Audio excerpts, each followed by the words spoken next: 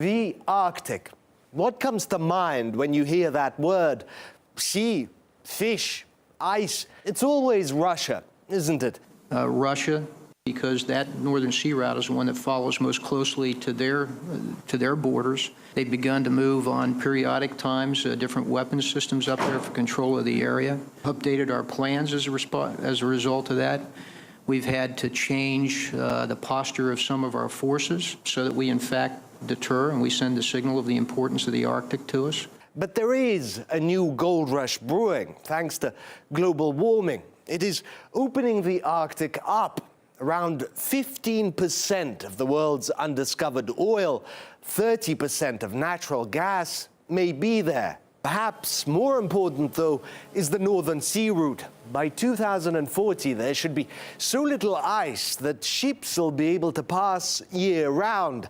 Terrible for the environment, great for shipping. It would halve the journey time for ships traveling from East Asia to Europe, a journey that usually takes them through the Suez Canal. It would save billions upon billions for consumers, companies, governments. Ergo, the gold rush. Contenders have been quick to make and file their claims and oil their guns. The United States is going at it intensely with military war games, reportedly to train military forces to fight and win in the Arctic. Speaking of Russia, it hasn't been idle either. During a recent exercise, it successfully tested a new hypersonic anti-ship cruise missile.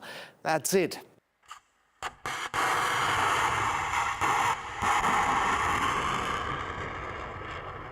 Of course, there's also the flag, which Russia planted exactly at the North Pole seabed a decade ago. Still annoys other contenders, that.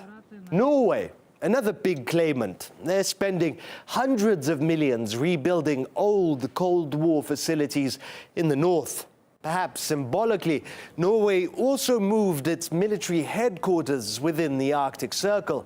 In fact, Norway was so involved and enthusiastic about recent NATO war games that one of its brand new warships ended up colliding with an oil tanker, which is neither very covert nor very fast. People are still wondering how that happened. Then there are the spoilers.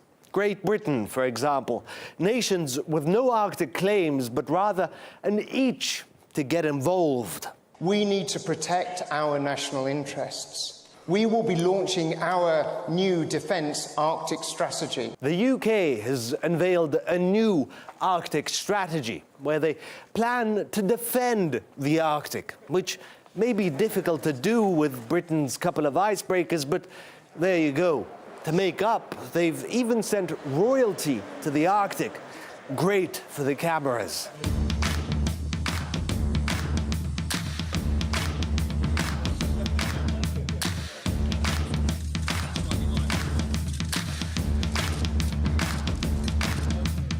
Also, China.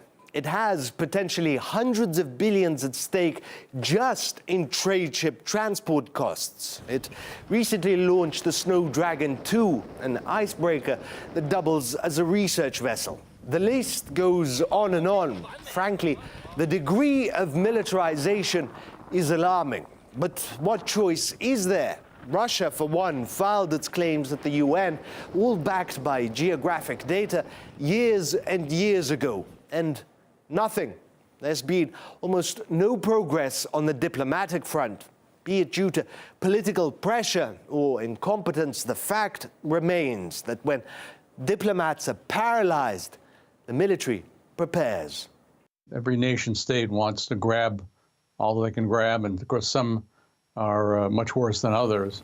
So we have the U.S. putting all their military in there because allegedly they're afraid of the Russians doing so. U.S., of course, has got its troops every place, and all over Africa, all over Asia, all over Latin America, and they're going to have, I guess, Mr. Trump would like to have them more in Latin America. This is all terrible.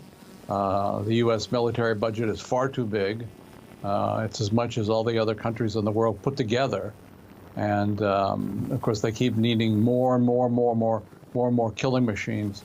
It's a sad thing to see this happening in the what is actually the spectacular beauty of the Arctic. But of course, that military is never mind destroying things.